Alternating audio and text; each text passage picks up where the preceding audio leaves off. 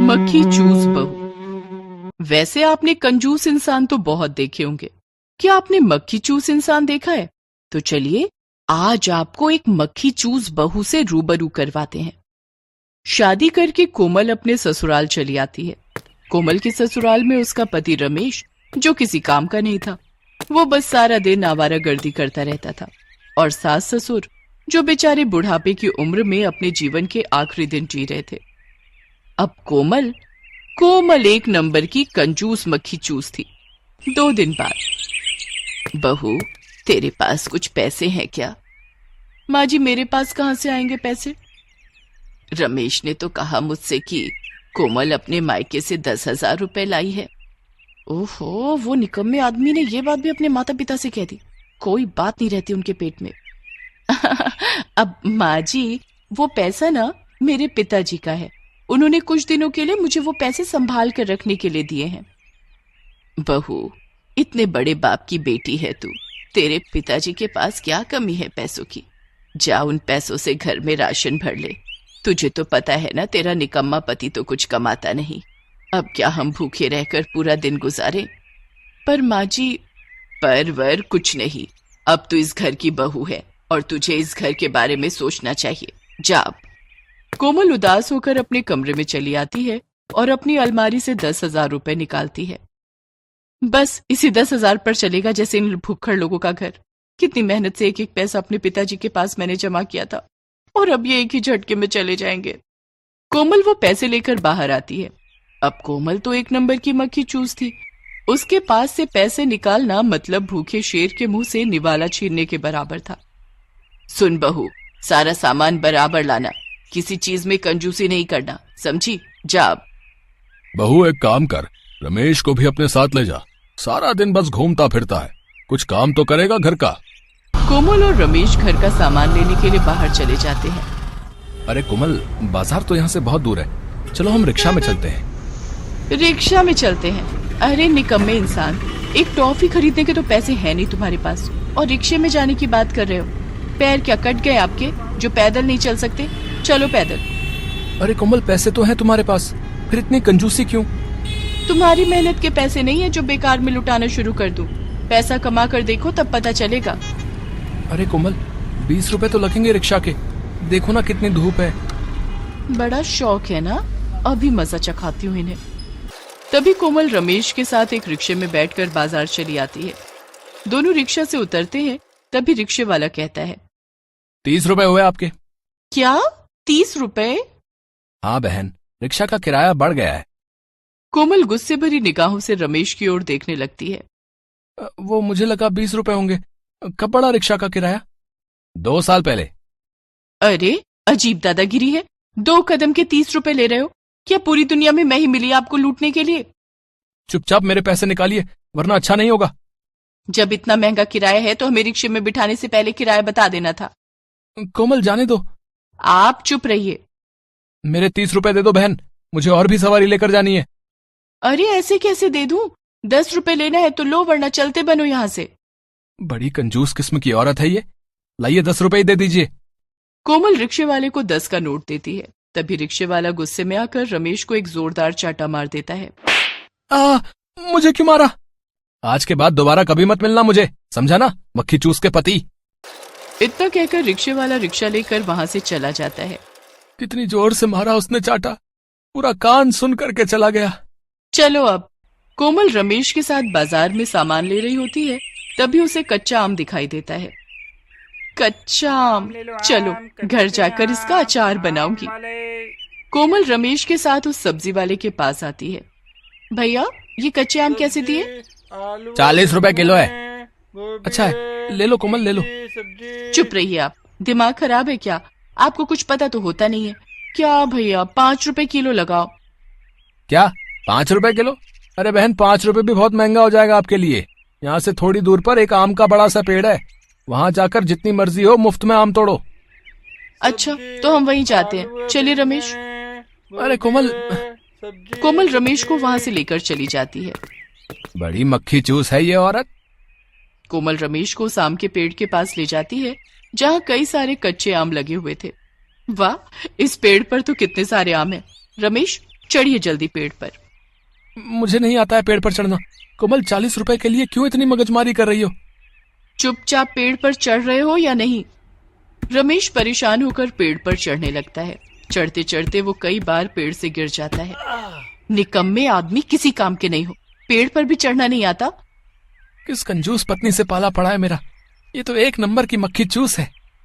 फिर क्या था, 10 बार गिरने के बाद जैसे तैसे रमेश उस पेड़ पर चढ़ जाता है और एक एक करके आम तोड़कर कोमल के पास नीचे फेंकता जाता है। कोमल के पास की थैली पूरे कच्चे आम से भर चुकी थी। तभी उस पेड़ का मालिक वहां जाता है। वो रमेश को पेड़ पर चढ़ा देखकर गुस्से में आग बबूला हो जाता है। कौन है तू? और तेरी हिम्मत कैसे हुई मेरे आम के पेड़ पर चढ़ने की? उतर नीचे, आज तो तेरी हड्डी पसली एक कर दूंगा। अरे बाप रे, ये तो बहुत ही डेंजर आदमी लगता है। कोमल, कोमल अब क्या करें? तभी कोमल रमेश से कहती है, अरे भाई साहब, आप कौन है? और मेरा नाम कोमल नहीं कलावती है। अरे भैया, मैंने इन भाई साहब को कहा भी कि देखिए, ऐसे किसी के पेड़ पर चढ़कर आम तोड़ना अच्छी बात नहीं है, पर इन्होंने मेरी एक नहीं सुनी। अरे मैं तुम्हारा पति हूँ। निकम्मे इंसान, मैं तो तुझे अपना नौकर भी ना बनाऊं और तू अपने आप को मेरा पति कह रहा है। भाई साहब, ये पेड़ पर जो चढ़ा है ना, इसकी हड्डी पसली तोड़ देना। इतना कहकर कोमल वहां से चली जाती है। फिर क्या था, पेड़ का मालिक रमेश को पकड़ता है और लात घूंसों से रमेश की धुलाई करता है। उसे उठा उठा कर पटकता है। रात का समय, रमेश बुरी हालत और फटे कपड़ों में घायल होकर घर आता है। रमेश बेटा, ये क्या हालत हो गई तेरी? तभी रमेश सारी बात बताता है। ये कोमल बहुत ही मक्खी चूस है माँ। वाह जी वाह, एक तो मेरे कारण घर में इतने सारे कच्चे आम आए और आप मुझे ही सुना रहे हो। भलाई का तो जमाना ही नहीं रहा। बहू, जा रमेश को डॉक्टर के पास ले जा, देख कितनी सूजन आ गई है उसके शरीर पर। ससुर जी, डॉक्टर के पास जाकर क्यों पैसा बर्बाद करना, मैं घर पर ही इलाज कर देती हूँ, अच्छे हो जाएंगे। जैसे तैसे रात बीत जाती है। अगले दिन सवेरे कोमल 1 कप चाय बनाती है और साथ में 3 खाली कप लेकर आती है और उस 1 कप की चाय थोड़ी थोड़ी तीनों कप में डालती है।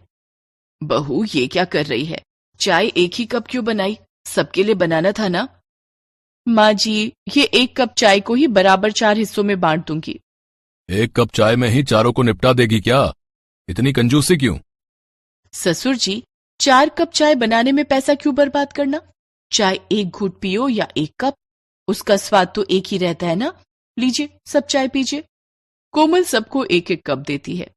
क्या पिएंगे इसमें 1 घूंट चाय में? ये बहू तो बड़ी मक्खी चूस है। थोड़े समय बाद कोमल सारे गंदे बर्तन लेकर आंगन में आती है और बर्तन को साबुन लगाने की बजाय मिट्टी लगाकर धोने लगती है। तभी सुजाता ये देखकर कोमल से कहती है, अरे बहू, ये क्या कर रही है? मिट्टी से कोई बर्तन धोता है क्या? माँ जी, जब मिट्टी से बर्तन साफ हो रहे तो साबुन क्यों बर्बाद करना? क्या कंजूस बहू से पाला पड़ा रे मेरा। शाम का समय, तभी दूध वाला घर आता है। 5 रुपए का दूध देना। 5 रुपए? क्या बात है भाभी जी, घर में दूध पीना बंद कर दिया क्या सबने? अपनी बकवास बंद कर चुपचाप दूध दे और जा यहाँ से। अजीत कोमल को 5 रुपए का दूध देकर वहां से चला जाता है। बहू, थोड़ा सा दूध क्यों लिया? आधा लीटर दूध लेना था ना। माँ जी, मैं दूध में आधा लीटर पानी मिला दूंगी तो दूध उसके बाद आधा लीटर हो जाएगा ना, फिर क्यों इतना पैसा बर्बाद करना? ये सुनकर सुजाता के होश उड़ जाते हैं। क्या होगा इस घर का पता नहीं। उसके बाद कोमल इसी तरह से रोज रोज कंजूसी करती रही और अपने ससुराल वालों को हर खाने पीने में तरसाती रही। कोमल की कंजूसी के कारण घर का हर सदस्य परेशान हो चुका था। एक दिन की बात है, कोमल छत से नीचे आ रही थी। तभी पुरानी टूटी हुई चप्पल की वजह से कोमल का सीढ़ियों से पैर फिसल जाता है और वो धड़ से नीचे गिर जाती है और उसका पैर टूट जाता है। ये देखकर सब घबरा जाते हैं। रमेश, देखिए ना, मेरा पैर टूटने से सूज गया है, मुझे डॉक्टर के पास लेकर चलिए ना। नहीं नहीं रमेश, इसके लिए डॉक्टर के पास जाकर क्यों फिजूल पैसा बर्बाद करना। बहू अपने जख्मों पर आंगन की काली मिट्टी लगा ले और अपने टूटे पैर पर लकड़ी की पट्टी बांध ले, ठीक हो जाएगी बहू तू। क्या? और कर कोमल कंजूसी, कितनी बार कहा है तुझसे ये टूटी चप्पल बदल ले, पर नहीं, तू तो हमेशा कंजूसी करती रहती है। अब टूट गया ना पैर, मुझे माफ कर दो, मैं आज के बाद कभी कंजूसी नहीं करूंगी। मुझे बहुत दर्द हो रहा है, मुझे डॉक्टर के पास लेकर चलिए। उसके बाद रमेश और सब कोमल को डॉक्टर के पास ले आते हैं और कोमल को प्लास्टर लग जाता है। उस दिन कोमल को एहसास हुआ कि ये सब उसी की कंजूसी की वजह से हुआ है। उस दिन के बाद से कोमल ने कसम खा ली कि वो आज के बाद कंजूसी नहीं करेगी। गुंडी बहू। रोहन अपने घर में अपने माता पिता कुलदीप और मीनाक्षी से बहस कर रहा था। पिताजी, आप कब मेरी शादी करवाएंगे? मेरी उम्र 30 साल हो चुकी है। अगले 5 साल में मैं आपकी तरह बुढ़ा हो जाऊंगा। उसके बाद शादी करने का मतलब ही क्या रहेगा? अपनी बकवास बंद कर। मैंने तेरी माँ से 35 साल की उम्र में शादी की थी। आपको पता है लोग मुझे क्या कहते हैं? वो देखो, बुढ़ापे की औलाद जा रहा है। अरे क्यों मेरे साथ ऐसा कर रहे हो आप? मेरे सारे दोस्तों की शादी हो चुकी है। अरे उनके बच्चे तक 5-5 साल के हो गए, वरना सब मेरे बच्चों को भी बुढ़ापे की औलाद कहेंगे। तभी रोहन की छोटी बहन पायल कहती है, पिताजी भाई की बात सही है, ये जवानी में शादी नहीं करेंगे तो क्या बुढ़ापे में शादी करेंगे? बहुत शादी करता है ना ये। अब चाहे कैसी भी लड़की मिले, इसे इसकी शादी जल्द से जल्द करवाती हूँ, फिर देखती हूँ मैं शादी के बाद कौन सा तीर मारेगा ये। फिर क्या था, रोहन के परिवार वाले लग जाते हैं रोहन के लिए लड़की देखने में। एक दिन उसी गांव की अंजलि नाम की लड़की के घर जाते हैं। अंजलि के घर में उसकी माँ दामिनी, पिता शेखर और भाई अजीत था। दोनों परिवार में काफी समय तक बातचीत होती है। अंजलि सबके सामने अपनी नजरें नीचे किए शर्माते हुए बैठी थी। भाई साहब, हमें आपकी बेटी अंजलि बहुत पसंद है। बड़ी संस्कारी है आपकी बेटी। संस्कारी? अभी देखे कहाँ हैं आपने अंजलि के संस्कार? जब देखेंगे तो फिर भगवान ही भला करेगा आपका। हाँ, वो तो है। फिर क्या इरादा है आपका, शादी करें? क्या बात करती हो समधन जी? इस उम्र में शादी करेंगे तो बच्चे क्या कहेंगे? अरे मैं अपनी शादी की नहीं, अपने बच्चों की शादी की बात कर रही हूँ। आप भी क्या समझ बैठे, हाँ नहीं तो क्या। ये सुनकर सब दंग रह जाते हैं। पागल आदमी, ये क्या बकवास कर रहे हो? अरे मैं तो मजाक कर रहा था। अच्छा, एक काम करते हैं, रोहन और अंजलि बेटी की शादी 1 महीने बाद कर देते हैं।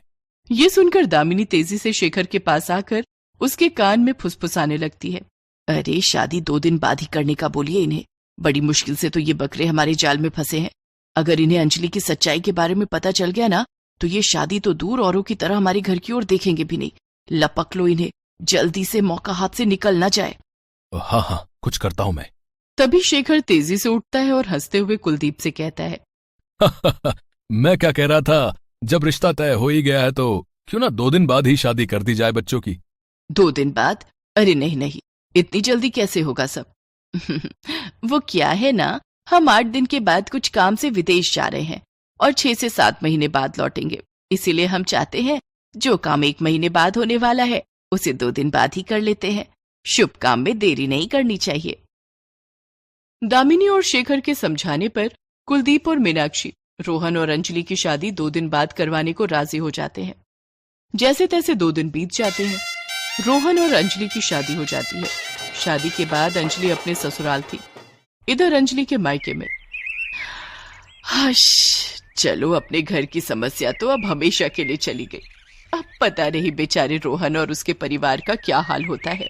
हाँ दामिनी, बड़ी मुश्किल से तो ये रिश्ता मिला था। अच्छा हुआ हर बार की तरह इस बार भी कोई गड़बड़ नहीं हुई और अंजलि की शादी सही मायनों में हो ही गई। आखिर क्या बात है ऐसी अंजलि में जो उसके परिवार वाले इतना घबरा रहे थे? अब ये तो आने वाला समय ही बताएगा। इधर अंजलि अपने ससुराल में थी। रात का समय। बड़ी संस्कारी बहू है, देखा जी, मैं अपने रोहन के लिए कितनी प्यारी बहू लेकर आई हूँ। तुम लाई? अरे मैं लाया। मैंने ही अंजलि के घर का पता किया था और मेरे कारण ही अंजलि जैसी प्यारी गुणवान लड़की इस घर की बहू बनी है। रोहन, ये लोग बहुत पका रहे यार। चलो, अपना कमरा किधर है? बहुत नींद आ रही है मुझे। हाँ, चलो। रोहन अंजलि को लेकर अपने कमरे में चला आता है। दोनों बेड पर बैठे हुए थे। अंजलि, आज हमारी सुहाग रात है। आज तो मैं बहुत खुश हूँ। ओ हेलो, ये फालतू बकवास बंद कर अपनी और चुपचाप सोने दे मुझे। ये कैसे गुंडों की तरह बात कर रही हो अंजलि? जरा प्यार से बात करो ना, तुम्हारा पति हूँ मैं। पति है तो क्या सिर पर बिठा लूं तुझे? चल मेरे पैर दबा, बहुत दर्द हो रहा है मेरे पैर में। पगला गई हो क्या? ये किस तरह की बातें कर रही हो? देख, मेरे सर में ना बहुत दर्द हो रहा है। फालतू दिमाग का दही मत कर, चुपचाप सो जा और मुझे भी सोने दे, वरना अच्छा नहीं होगा। अंजलि बेड पर लेट जाती है। ये तो मुझे देख ही नहीं रही, अभी मजा चखाता हूँ। रोहन अंजलि का हाथ पकड़कर उठाता है और उसके बगल में बैठ जाता है। आज न छोड़ेंगे तुझे दम, दिल में है प्यार भरा दम।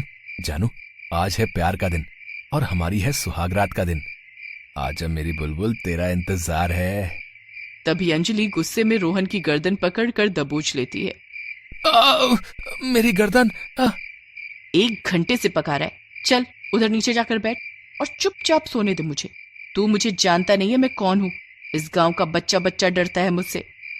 बच्चा ही डरता है ना, बड़े तो नहीं डरते ना। तुम क्या गुंडी हो क्या? छोड़ो मेरी गर्दन। अंजलि धड़ से रोहन को नीचे फेंक देती है। तुम ये क्या कर रही हो? सुहागरात के दिन कोई पत्नी ऐसा करती है क्या अपने पति के साथ? तू मानेगा नहीं ना? तभी अंजलि अपने हाथ में मिट्टी का गमला उठा लेती है। रुक, अभी तेरा सर फोड़ती हूं मैं। कब से दिमाग की दही कर रहा है? नहीं अंजलि, देखो पागल मत बनो। वो गमला लग जाएगा मुझे, उसे नीचे रख दो। तभी अंजलि गुस्से में आकर रोहन को वो गमला फेंक कर मारती है। तभी रोहन नीचे झुक जाता है और वो गमला सीधे कमरे की खिड़की से बाहर जाकर बाहर सड़क पर चारपाई में लेटे एक पहलवान आदमी के मुंह पर जाकर गिरता है। अरे किसने मारा मुझे यह गमला? अरे किसकी हिम्मत हुई मुझे मारने की? तोड़ डालूंगा उसे, फाड़ डालूंगा उसे। रमेश पहलवान की आवाज सुनकर रोहन के हाथ पैर कांपने लगते हैं। बाप रे, ये क्या कर दिया अंजलि तुमने? ये पहलवान इस इलाके का बहुत बड़ा गुंडा है और तुमने उसे गमला फेंक कर मार दिया।